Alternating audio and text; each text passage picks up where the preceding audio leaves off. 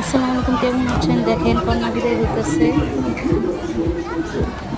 আজকের কন্যা বিদায়। তো সবাই আমার চ্যানেলটি সাবস্ক্রাইব করে পাশে থাকবেন। নেক্সট একটা ফ্যামিলি ব্লগ নিয়ে আসবো, এই পর্যন্তই। আসসালামু আলাইকুম, সব ভালো থাকেন, সম্পূর্ণ ভিডিওটা দেখবেন সবাই, ঠিক আছে?